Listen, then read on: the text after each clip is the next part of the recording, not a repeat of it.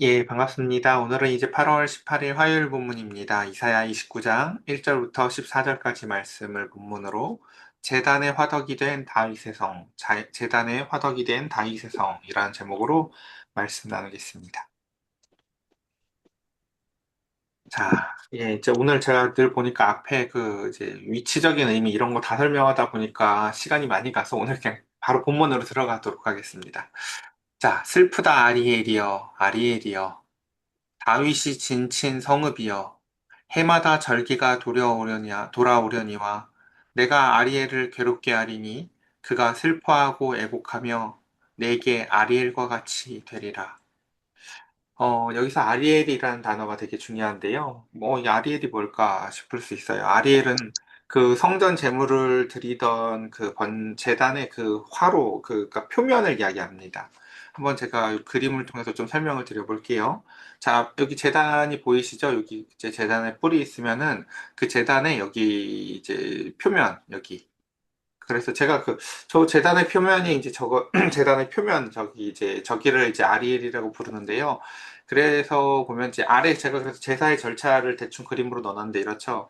제물의 피를 이제 받아서 피는 제단의 뿔과 이제 옆면에다 바르게 되고 그 제단 위에 이제 숯불을 피워 놓죠. 저렇게 숯을 쫙 깔고 그 위에다가 이제 제물의 조각을 올린 다음에 그 위에 번제로 드린다고요. 근데 바로 그 제단의 표면을 어디다 뭐라고 부른다고요? 이걸 아리엘이다라고 부른다고요. 자, 잘 생각을 해보세요. 자, 그 이스라엘 백성들, 그 유다, 예루살렘을 하나님이 지금 뭐라고 부르세요? 슬프다 아리엘이여 라고 부른다고요. 이게 무슨 말일까? 라고 생각을 해봐야 돼요. 아리엘은 재단의 표면을 얘기하는 거라고 지금 말씀을 드렸어요. 그래서 보면은 다시 본문으로 가볼게요. 그러면서 그들을 뭐라고 불러요? 다윗이 진친 성읍이여 라고 부른다고요. 다윗이 진친 성읍이요. 이게 무슨 말일까요? 그러니까 우리가 그 다윗과 하나님 사이에 옛날에 사랑하면서 그 모든 것을 이루었던 업적을 생각해 보면 하나님이 다윗을 통해서 그 예루살렘 성을 정복하게 하시고 그곳에 진을 치어서 백성들을 지키게 했었던 그 성이 바로 지금 그 예루살렘이죠. 근데 그곳을 지금 아리엘이여라고 부르고 있어요. 그러면서 그 가운데서 그곳을 뭐라고 해요? 해마다 절기가 돌아오려니와 라고 얘기하는데 여기는 그 본문의 뉘앙스를 잘 살려 읽어야 돼요. 이런 의미예요. 그래. 열심히 제사 드리고 절기 지키고 그래. 뭐 너희들 원래 하던 대로 계속해서 반복해. 뭐 이런. 그러면서 이제 이렇게 얘기하시죠. 내가 그 아리엘을 괴롭게 할 건데 그가 슬퍼하고 애곡하며 내게 아리엘과 같이 될 거야 라고 하는 거더라. 그죠? 원래는 하나님께 제물을 드리며 예배하던 그 거룩한 화로, 그쵸? 화덕, 그 위에 이제 하나님께서 다른 불을 붙일 거래요. 그게 뭘까요? 바로 전에는 하나님 앞에 그 거룩한 불로서 그 가운데서 제물을 드리던 그 아리엘이 이제는 하나님의 진노의 불이 붙는 아리엘이 될 거야 라고 말씀하시는 것이에요. 그래서 이게 무슨 의미냐면 3절이 이 그림을 3절이 되게 잘 보여주는데요. 한번 봅시다. 내가 너를 사면으로 둘러 진을 치며 너를 애워 대를 쌓아 너를 치리니 라고 얘기하면 지금 이 1절에 아까 뭐라고 얘기했어요? 다윗의 진친 성읍이여 라고 했잖아요. 그쵸? 원래 너가 옛날에는 내가 너를 통해서 내가 다윗과 함께 하면서 그 성을 빼앗아서 내 백성들에게 그 성을 주어서 그 성을 그곳에서 보호했었던 다윗의 진친 성읍.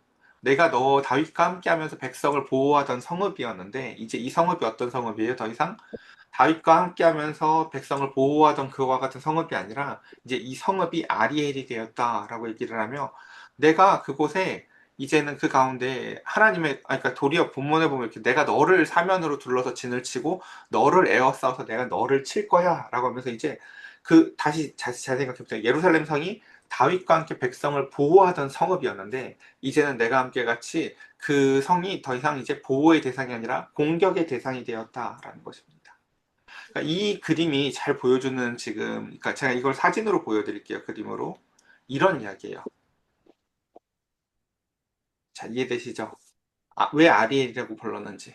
이제 너희가 더 이상 내가 다윗과 함께 사랑을 나누고 백성을 보호하던 장소가 아니라 그 성 자체가 음, 너희가 화덕이 되었다. 라는 얘기예요.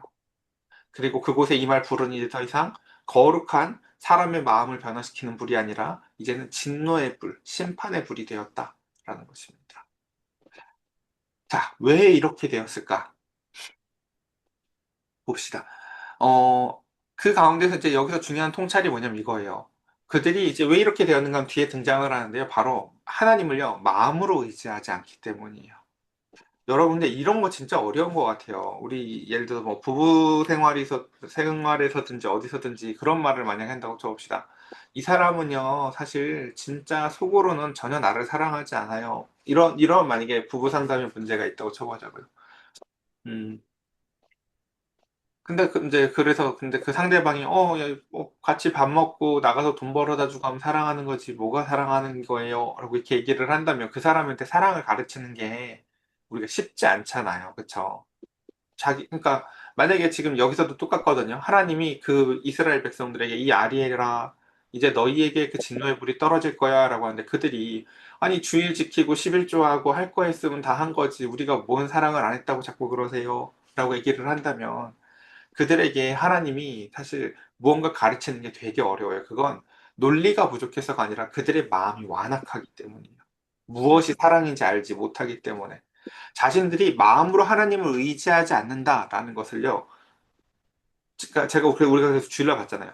돈이 사실은 가장 하나님적인 성격을 갖고 있다고 누구나 다 인정하고 그것에 대한 권력의 크기가 정확하게 딱 느껴지고 그것에 대해서 제일 마지막 최후의 보루처럼 의지되어지는 성격을 갖는 게 돈인데 하나님에 대해서 전혀 그런 마음을 갖지 않는다는 거죠.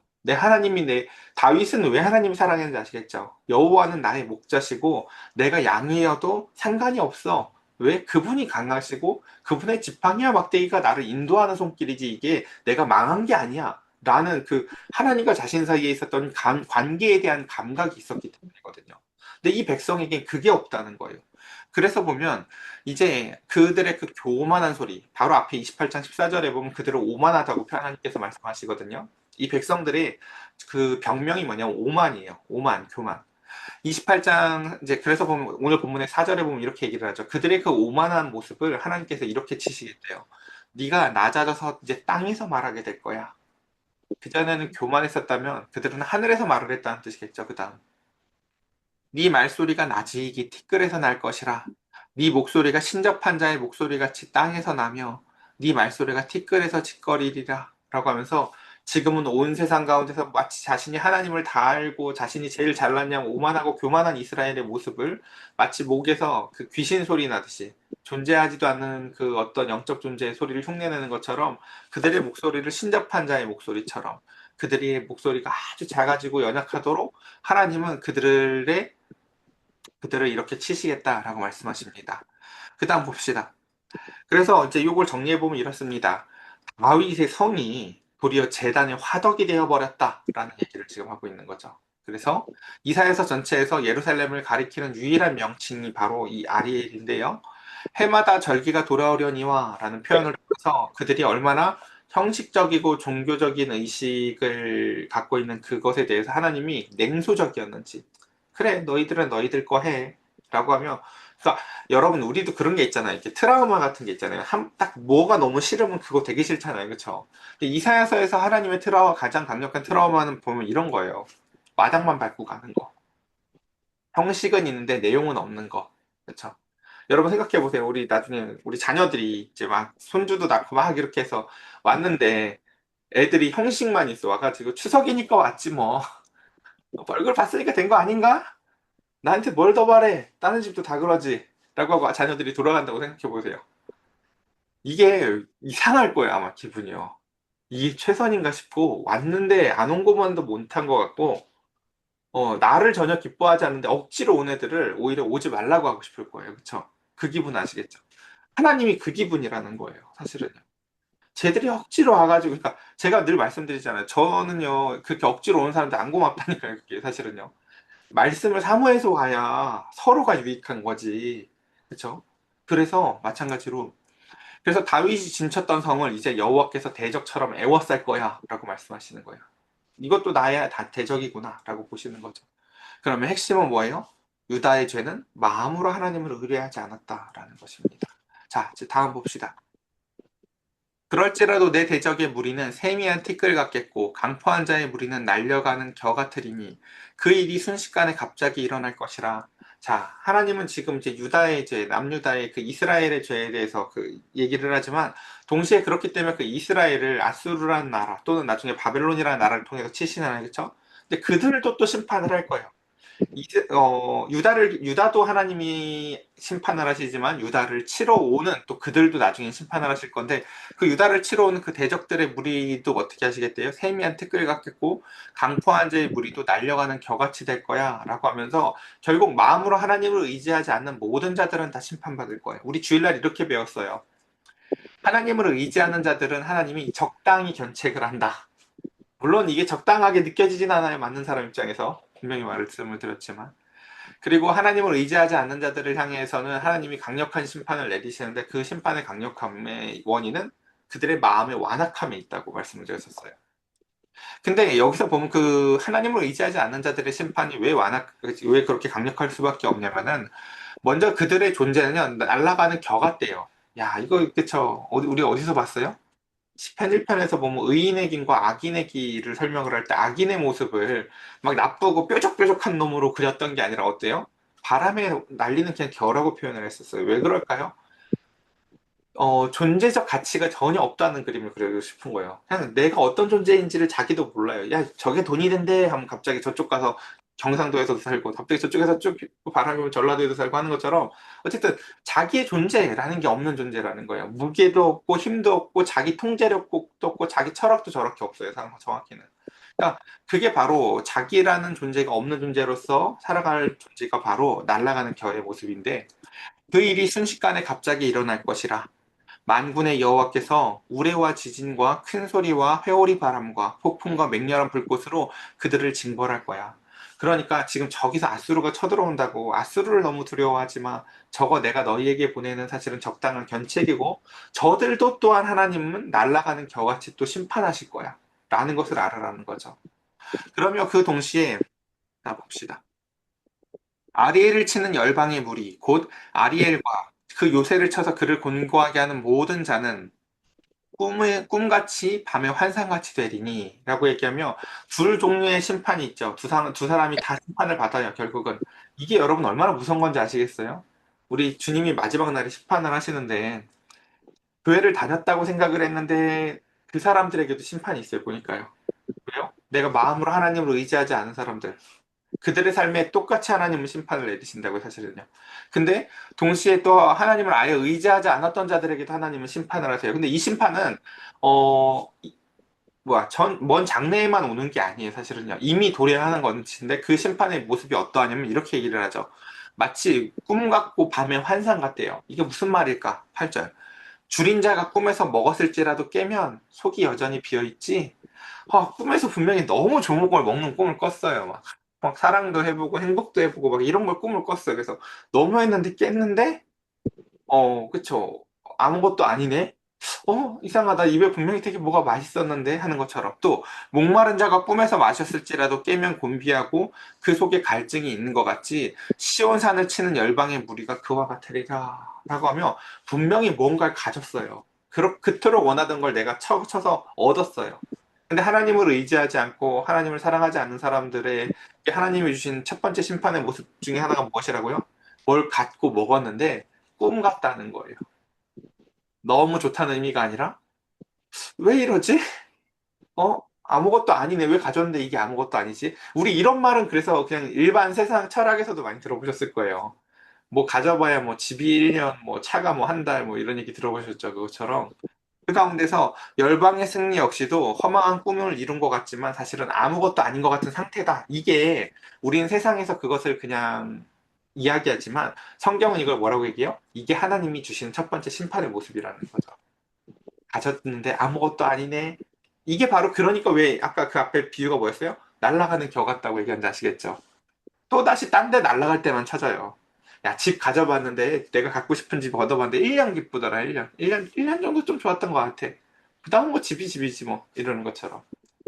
그래서 우리가 여기서 중요한 건 1절부터 8절까지를 보면요. 이 문맥을 이해하는 게 중요한데 1절부터 4절은 잘 보면 심판을 얘기했었지만 그 뒤에 보면 5절부터 8절 사이에는 동시에 무엇을 얘기하냐면 그 속에도 구원에 대한 약속들이 숨어 있다라는 것을 우리가 또한 이해하는 것이 중요합니다. 왜요?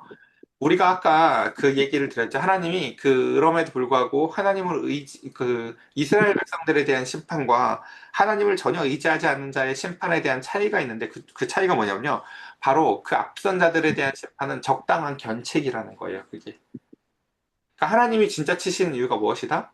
그들을 그저 완전한 멸망에 이르게 하려고 하시는 것이 아니라 그들이 고난을 통과해서 우상을 주일날 설교로 따지자면 우상을 자신들이 무엇인지 내가 돈을 의지했고 하나님을 의지하지 않았구나라는 것을 발견해서 그 우상을 내어버리고 우상을 부셔버리고 진짜 마음으로 하나님을 의지하는 대상이 되게 하려고 한다라는 거죠. 그래서 보면 그죠? 너희는 놀라고 놀라라. 너희는 맹인이 되고 맹인이 되라. 아유 참 이게 그래요. 그러니까 이게 하나님 이사야서 1장에서부터 이게 하나님 스타일이거든요. 여러분 이사야서 그 처음에 이사야 부를 때도 기억나시죠? 이미 소경과 기머거리가 된 백성들을 놔두고 이사야야 쟤네들 소경과 기머거리가 되게 해라 뭐 이런 얘기 하시잖아요. 이사야가 할 일이 없어요 사실요. 그게 이사야 사명이라고 치면요. 근데 그게 하나님의 진짜 마음이 아니라고 했죠. 그게 뭐예요 다? 하나님이 받았던 상처들이라고 사실은요. 내가 아무리 말해도 나를 의지하지도 않고 선지자가 아무리 얘기해도 알았어요. 예, 이제 성경 공부할게요. 알았어요. 이제 기도할게요. 우리 내가 요 형편좀 좀 나아지면 내가 이제 다음부터 교회 갈게요. 라고 종교적인 형식으로서 할 것들은 하지만 마음으로 절대 하나님을 믿지 않은 그들을 향해서 하나님이 뭐라고 얘기해요? 야, 놀라고 놀래라. 맹인이 되고 맹인이 되라. 그들의 취함이 포도주로 말미암음이 아니고 그들의 비틀거림이 독주로 말미암이 아니니라라고 얘기하시며 하나님의 길을 이해하지 않으려고 하는 사람들은요 내 모습을 이렇게 사실은 비꼬는 거예요. 뭐라고요? 야 이상하다. 그러니까 이런 거죠. 예를 들어서 아, 목사님 저 뭐야 이 문제만 내가 해결되고 나면은 교회 나갈게요. 뭐 이것만 좀 어려운 것만 없어지면 교회 나갈게요라고 하면서 수많은 핑계들로 하나님을 의지하지 않고 이야기하는 그 사람들을 향해서 그 사람들의 삶은 사실은 어떻다는 거예요? 그게 해결되고 나도 여전히 자신의 현실의 인식을 왜곡한다는 거예요. 계속해서요. 아우, 오늘 좀 놀랄 일이 있어가지고 나 오늘 교회 못 가겠어. 아, 오늘은 안 되겠다. 그러면서 그 가운데서 계속 자기가 자기의 눈을 가리는 형식으로 안 보여. 아, 오늘 너무 피곤하다. 오늘 너무 힘들다. 근데 그 상태가 왜 되었다? 걔네들이 술 마신 것도 아닌데 걔들은 늘 그러더라. 라는 거죠. 예. 예를 들어서, 직장이 너무 피곤해서 교회를 못 가겠어요. 라고 했는데, 하나님이 직장을 없앴어. 근데 마치 직장을 계속 있는 것처럼 그 가운데서 또 그렇다는 거죠. 그래서 10절, 대저 여호와께서 깊이 잠들게 하는 영을 너희에게 부어주사, 너희의 눈을 감기셨음이니, 그가 선지자들과 너희의 지도자인 선견자들을 덮으셨습니다. 그런 자들을 향한 하나님의 심판이 어떤 모습이에요? 잘 보시면, 어차피 너희가 그 상태가 되었으니 하나님은요 그들을 향해서 아예 은혜를 거두셔서 이제는 눈이 감기게 하셨다. 이게 그러니까 자신들의 선택이었거든요 분명히요. 자신의 선택인데 하나님은 거기에 은혜를 거두시는 방식으로 심판을 강화하신다라는 거예요. 그러니까 그때 가서 그들이 막 회개하려고 되게 애를 써봐도요 진짜 안 돼요. 회개를 안 하고 하나님을 믿지 않아서 온 심판인데 동시에 그 심판의 가장 무서움은 뭐냐면은 진짜 회개가 안 되는 상태가 된다는 거예요 이제. 돌이키기가 어려워진다라는 거죠. 그래서 보면 어리석은 자발적인 선택은 놀랍게도 하나님은 동시에 그것을 하나님의 심판으로 만드시기도 하신다라는 것입니다. 우리 이런 거는 출애굽기에서 예를 들면 바로 이야기에서도 많이 봤죠. 놀랍게도 그 이야기의 주인공 같이 등장할 것 같은 이스라엘 이집트의 바로는요 파라오라는 건 그냥 직책 이름이지 사람 이름이 아니거든요. 거기서도 보면 그렇죠. 출애굽기에서도 보면은 하나님의 은혜를 입은 사람인 아주 용감하고 놀라운 이름인 그 애굽에서 그 산파들은요 이름이 등장해요. 심지어요. 근데 놀랍게도 그 이야기의 대상인 파라오는요 직책으로 등장하지 사람의 이름을 기록해 주지도 않아요. 그러니까 근데 그 파라오의 모습을 뭘 기억하실 거예요. 하나님이 재앙으로 막 때리는데 어 계속 그쵸 마음이 조금 돌아오다가 내가 잘못했나 돌아오다가도 또 한 8번째쯤 됐을 때는 일곱 여섯 번째 대여섯 번째부터는 그 중간에 이런 말이 계속 꽂혀 여호와께서 그의 마음을 강팍하게 하심으로 라고 얘기를 한다고요. 아니, 하나님, 저 회개하라고 해놓고 이게 뭐 하는 짓이에요? 라고 싶지만 사실은 그게 파라오의 선택이에요. 그 사람의 선택이라.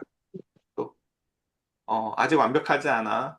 나 좀 더 있어야 교회 갈 거야. 나 좀 더 있어야 회개할 거야. 하나님이 아직 나를 부르신 데가 아닌 거야. 라고 하면서 마치 자기가 더럽게 교만해서 자기가 하나님보다 머리 꼭대기에 있어가지고 심지어 교리도 자기 머릿속에 있는 거죠. 그러면 그 가운데서 그렇게 교만을 떨 때 그 가운데서 하나님은요, 그가 때가 되었다고 생각해서 회개하겠다고 했을 때 회개할 수 있게 해주시지 않는다는 거예요. 그걸 네가 정하니? 라고 하는 거죠.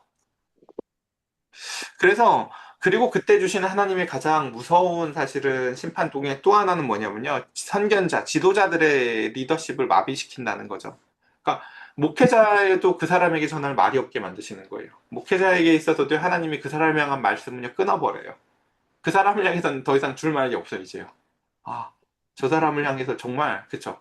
그래서 보면 11절 그러므로 모든 계시가 너희에게 보관책의 말처럼 되었다라고 얘기를 하죠. 우리가 옛날에 계시에 대한 표현을 들었어요. 계시가 놀랍게도 이중적 성격이 있어요. 주님께서도 이 땅에 오셔서 비유로 설명을 해주시는데 그걸 계시라고 설명하거든요. 근데 놀랍게도 비유가 우리 알아들으라고 하는 게 비유잖아요. 더 잘 이해시키려고 하는 게 비유인데 놀랍게도 주님은 그 계시가 두 가지 성격을 갖는데 그 마음에 하나님을 의지함이 있는 사람은 깨달아지어요. 그게 우리 지정의의 좌소인 마음에서요. 하나님의 마음이 확 깨달아지고 깨달아진 게 그 가운데서 마음의 변화를 통해서 우리의 의지를 작용해서 새로운 삶으로 이끌어갈 수 있도록 이 계시가 우리의 마음속에 일을 한다고요. 깨닫고 새로운 의지를 부어주는 것으로. 근데 그 가운데서 그 마음이 완악하여진 사람에게는 그 계시가 들려지지도 않고 느껴지지도 않고 보아지기도 않고 그래 머리로 이해는 됐어. 머리로 이해는 돼서 입으로 고백은 할 수 있는데 의지의 영역에는 작용을 안 해. 예를 들면 뭐 이런 거예요. 이렇다라는 거죠. 그래서 이게 마음의 문제인데 이걸 이렇게도 볼 수 있다는 거죠. 그 계시가 너희한테는 책이 있지만 그게 봉안책처럼 돼버렸다라는 거죠. 어, 우리가 예를 들면 저 아까 그 얘기하면 너무 오래 걸리는데. 네, 그 성막 안에 법궤가 있는, 안 할게요. 네, 시간이 없다. 자, 알겠어요. 자, 그것을 글 아는 자에게 주며 이르기를, 그대에게 청하노니 이를 읽으라 하면 그가 대답하기를, 그것이 봉해졌으니 나는 못 읽겠노라 할 것이요. 또 그 책의 글을 모르는 자에게 주며 이르기를 그대에게 청하노니 이를 읽으라 하면 그가 대답하기를 나는 글을 모른다 할 것이라 라고 얘기하며 그 가운데서 이런 거죠. 아, 목사님 제가 요즘에 이제 조금 이렇게 해서 이제 하나님한테 회개 좀 하고 돌아가려고 하는데 마음이 영 이래요 하고 그가 일단 자기가 정하는 거죠. 자기가 정했을 때 이제 회개 좀 하려고 하는데 나한테 말 좀 해봐라고 목회자한테 그렇게 말한다 한들 하나님 입장에서는 뭐라고 얘기를 하는 거냐면 이제 너의 마음의 완악함, 그 너의 마음의 봉인됨으로 인해서 목회자조차도 너에게 줄 더 이상 아무것도 말씀이 봉해진 것처럼 없게 만들 거야. 라고 얘기하면 그 사람을 향해서는요, 아무것도 줄 게 없는 상태가 될 거라는 거야. 이게 진짜 무서운 거라는 거죠. 그러니까 말씀의 의미를 전혀 들려지지가 않는 거예요.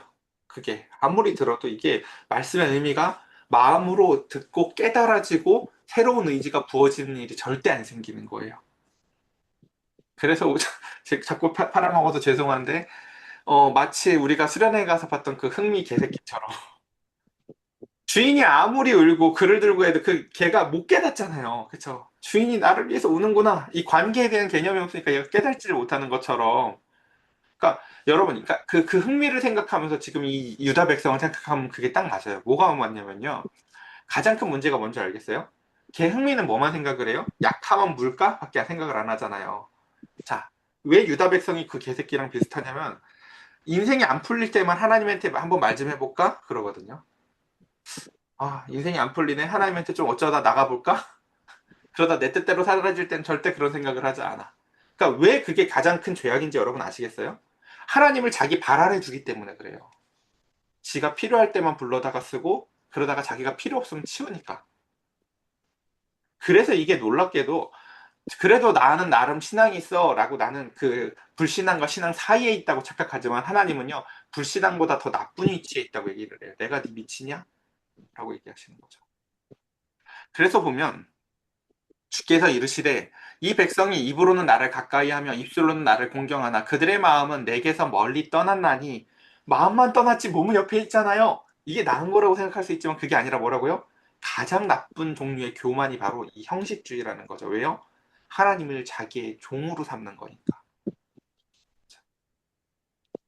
우리가 그래서 종종 자녀들이 너무 싸가지 갖고 버릇이 없으면 그런 말을 하죠. 내가 네 종이냐? 이런 얘기를 한다고요. 그렇죠?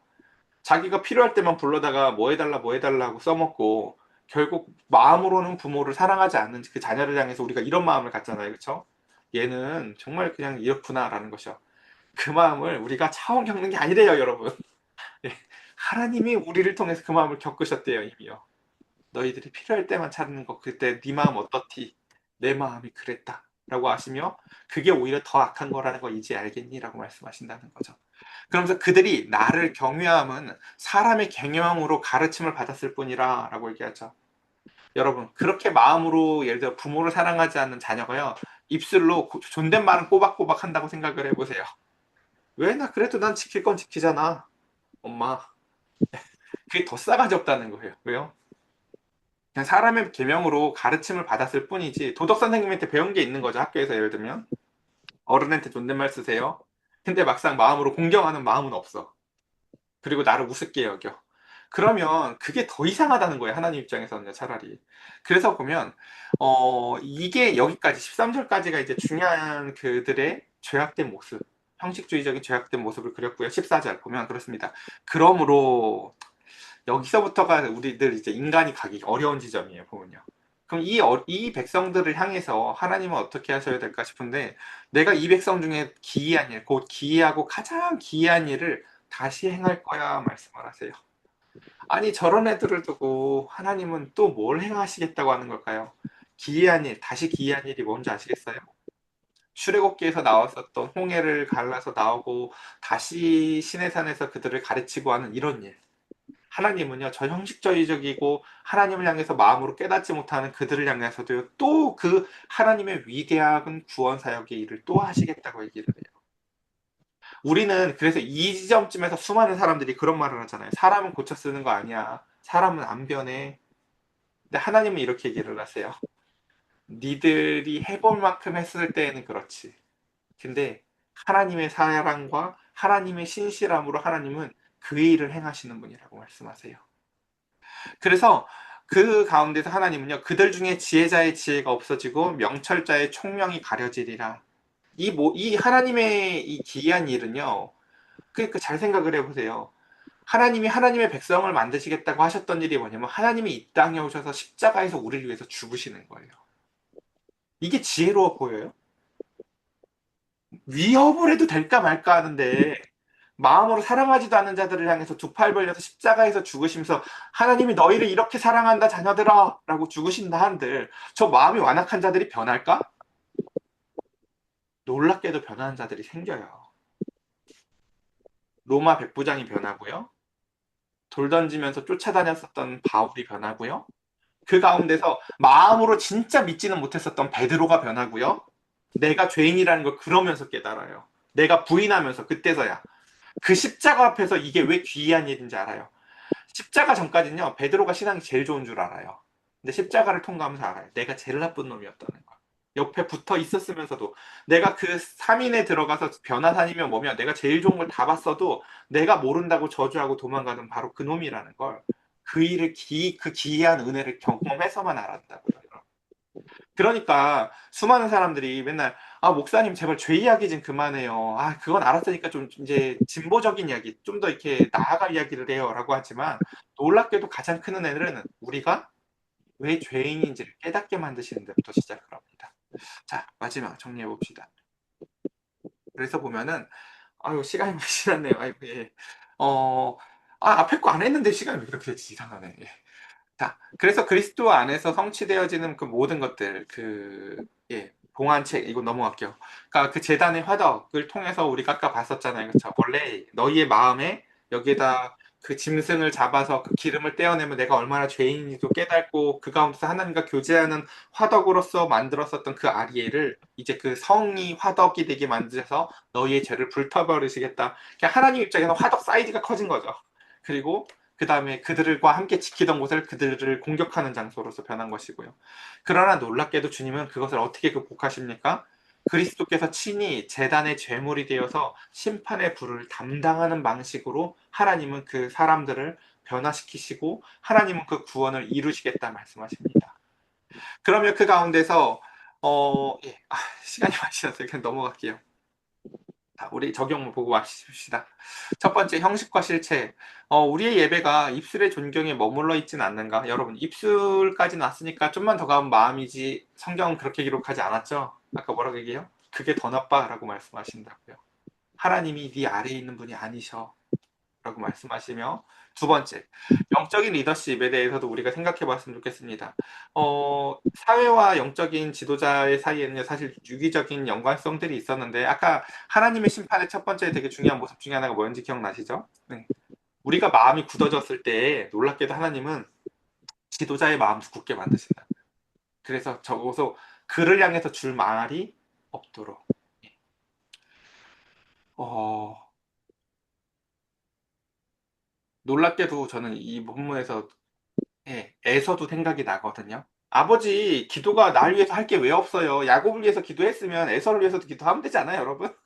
예, 예. 아버지, 아니, 그게 말이 안 되잖아요. 아니, 무슨 말을 하는데, 무슨 뭐가 없어지는 것도 아니고, 달 없어지는 것도 아닌데, 야곱이 아빠의 기도를 훔쳐갔다는 게 너무 이상하지 않아요? 에서가 기도를 해달라고 한 게 해주면 될 것 같잖아요. 근데 야곱이 못해요, 그걸요. 자기 아들을 위해서요. 왜 그런지 아시겠어요? 하나님이 야곱의 마음의 은혜를 이제 이삭이요, 이삭. 아유, 제가 헷갈려. 이삭에게 있어서, 이삭의 마음에 더 이상 야곱을 위해서 한 기도 너머에 이제 더 이상 에서를 위해서 할 기도를 남겨두시지 않았기 때문에. 그게 영적인 리더십이라는 거예요, 사실은. 그러니까 그가 영적으로 그래서가 아니라 하나님이 그냥 쓸 걸 거기다 다 쓰게 하셨기 때문에. 그러니까 그 여태까지는 에서가 지멋에 사서 그게 사는 게 원큰지인지 몰랐지만 그 기회가 지나가고 났을 때 그렇다라는 거. 두 번째, 마지막 세 번째. 인간적인 대안보다 보이지 않는 하나님을 신뢰하는 게 과연 가능할까 싶을 때가 우리 삶에 많습니다. 여러분, 얼마든 가능하고요. 사실은 그건 돈과 하나님 사이에서 고민하는 우리의 모습 가운데에서 마음으로 의지하는 게 이분법적인 게 아니에요. 그러니까 여러분 돈 다 버리세요. 절대 그런 말이 아니에요, 여러분. 아니에요. 정말 그러한가라고 잘 관조해 보세요. 예, 정말 그러한가. 그거 돈은 어때요? 아까 잘 얘기해 보면요. 세상 사람들의 모습처럼 가졌는데 꿈꾼 것처럼 금방 이상해진다는 거예요. 의미가 왜 없지? 이게 이런 일이 벌어질 거라는 거죠. 마지막 심판 중에 은혜가 있다. 여러분 하나님 복음은 뭡니까? 하나님이 그 꼴 보기 싫고 형식주의적인 그 인간들을 향해서도 하나님은 끊임없이 또 뭐 하는 일이다? 분이다 속으로 기이한 일을 준비하시는 분이다. 라는 것입니다. 그 은혜를 우리가 그러니까 거기서 하나님과 노선이 바뀌면 안 돼요. 하나님은 기이한 일을 준비하시는 분인데 인간은 뭐라고 얘기해요? 사람은 안 변해 하고 노선을 꺾어요. 그렇지 않습니다. 복음은 그 사람을 향해서도 기이한 일을 준비하시는 하나님의 사랑을 전하는 것입니다. 오늘 시간이 많이 지났는데요. 우리 함께 기도하며 이 시간 함께 같이 기도하며 이 아침 맞이했습니다. 함께 같이 기도합시다.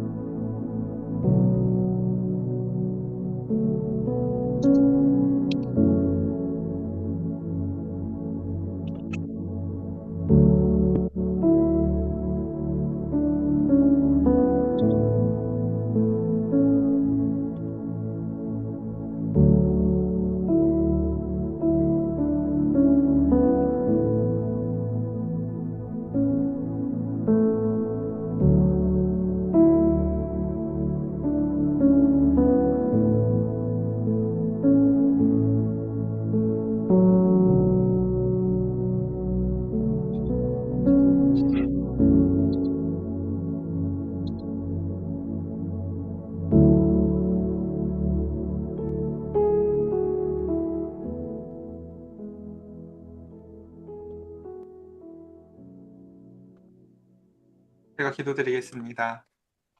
슬프다 아리엘이여 아리엘이여.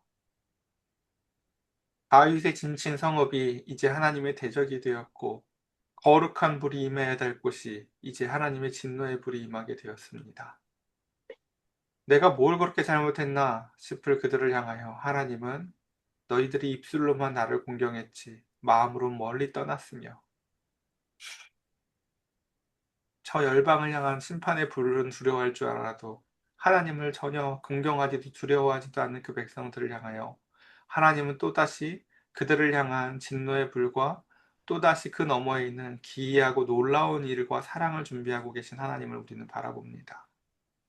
사람은 연약하여서 눈앞에 있는 곳밖에 보지 못하여 바람에 나는 겨같이 살기를 좋아합니다. 여기가 좋다면 또 여기가 좋아 보이고 저게 더 요즘 좋다면 저걸 따라가길 좋아합니다. 하나님, 우리를 시냇가에 심어 주시옵소서. 바람에 날리는 인생이 아니라 마음에 하나님을 향한 신실함을 뿌리박아 사람을 향해서도 신의를 지키게 하시고 하나님을 향해서도 신의를 지키는 삶을 살게 하여 주시옵소서. 주님, 철을 따라 열매를 맺는 인생 되기를 원합니다. 그 꼴을 나누게 하시고 내가 남겨둔 포도원 너머에 있는 포도원 모서리에 있는 열매들이 하나님의 손길이 되어 이웃들에게 전해지게 하시고 하나님의 사랑을 누군가가 그때 내가 참 내가 이 꼴이 될 줄 몰랐는데 라고 하며 그곳에서 그 은총을 맛보며 하나님을 알게 하여 주시사 풍성한 하나님의 나라가 온 땅에 가득 채워지길 주님 소망하오니 성령님 일하여 주시옵소서. 우리의 마음이 결코 봉안책이 되지 않게 하여 주시옵소서. 늘 말씀을 들을 때 마음이 부드럽게 하시고 일평생 동안 주의 신이 우리를 떠나지 않기를 원하오니 늘 마음에 하나님의 말씀이 살아있게 하시고 다윗처럼 하나님의 말씀을 가장 간절히 사모하게 하여 주시옵소서. 우리 주 예수 그리스도의 이름으로 기도드렸사옵나이다. 아멘. 음.